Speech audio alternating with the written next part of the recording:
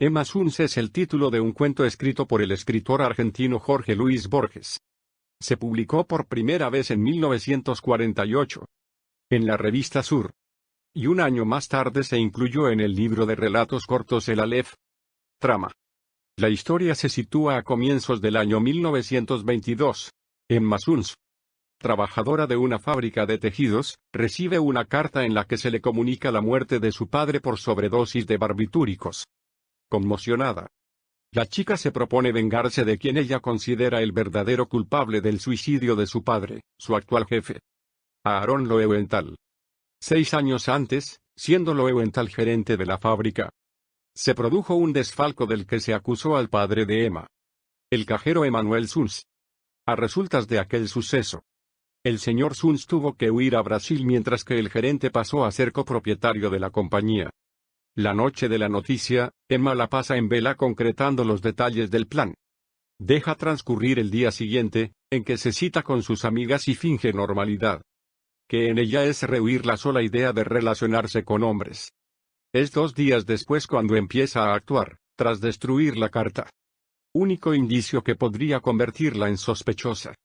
Llama por teléfono a Loewenthal para decirle que tiene información sobre la huelga que se está preparando entre la plantilla y que esa misma noche, aprovechando la oscuridad y que las instalaciones estarán desiertas, se pasará por el despacho para desvelársela. Una vez concertada la entrevista, el siguiente paso es dejar en su cuerpo rastros de contacto sexual. Y para ello merodea por los tugurios del puerto haciéndose pasar por prostituta, busca un marinero vulgar, que tenga que zarpar pronto y que no conozca el idioma. De uno, muy joven, temió que le inspirara alguna ternura y optó por otro, quizá más bajo que ella y grosero, para que la pureza del horror no fuera mitigada. El hombre, sueco o finlandés, no hablaba español, fue una herramienta para Emma como ésta lo fue para él, pero ella sirvió para el goce y él para la justicia. Mientras Emma consuma este acto de aparente sexo mercenario, no puede dejar de pensar en que su padre le había hecho a su madre la cosa horrible que a ella ahora le hacían. Tras asearse apresuradamente, toma un autobús y se dirige a la fábrica.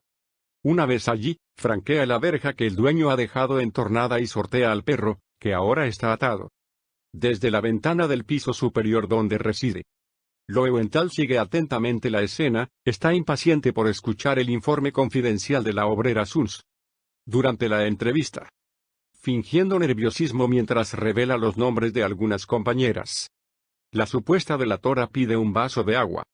Loewenthal se ausenta unos segundos y Emma aprovecha para buscar en los cajones el famoso revólver del que todo el mundo en la fábrica ha oído hablar. Cuando el patrón vuelve al despacho, recibe 2 disparos y muere. Solo 2 personas saben lo que ha sucedido, y una de ellas está muerta. Ante la policía, Emma Suns declarará sin titubeos la versión que tantas veces había ensayado: el señor Loewenthal me hizo venir con el pretexto de la huelga. Abusó de mí, lo maté. Aquí termina la narración de los hechos.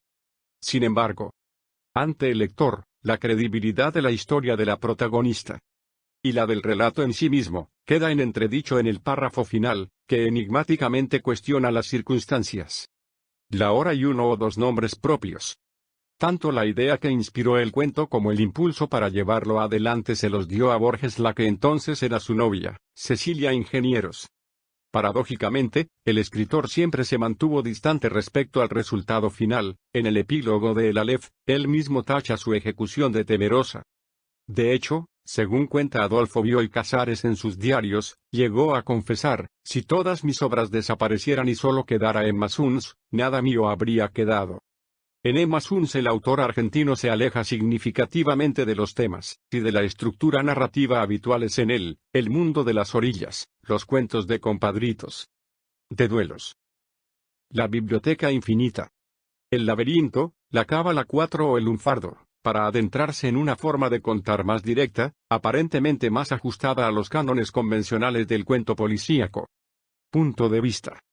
En el tono general del relato, el punto de vista adoptado es el de un narrador omnisciente que, desde su posición de observador neutro, conoce tanto la interioridad de los personajes como los acontecimientos externos, de los que detalla fecha y hora, aunque a veces duda, quizá rehuía la profana incredulidad. Quizá creía que el secreto era un vínculo entre ella y el ausente, ¿acaso en el infame paseo de Julio se vio multiplicada en espejos? Desde el punto de vista de la escritura, las formas verbales utilizadas corresponden a las de la tercera persona del singular. Sin embargo, en algún pasaje, de manera un tanto inesperada para el lector, este narrador parece involucrarse en los hechos, y pasa a utilizar la primera persona gramatical. Su actitud en estos casos vuelve a ser de cierta inseguridad y vacila entre el yo explícito, yo tengo para mí que pensó una vez, y el nosotros, nos consta que esa tarde fue al puerto. Según Edna Eisenberg, reconocida hispanista especialista en estudios borgianos, el personaje de Emma Suns apenas podría ser comprendido sin recurrir al lenguaje del misticismo judío. Sistema onomástico. A juzgar por el sistema onomástico escogido por el autor, casi todos los personajes de Emma Suns pertenecen de alguna manera a la comunidad germano-judía inmigrante en Argentina.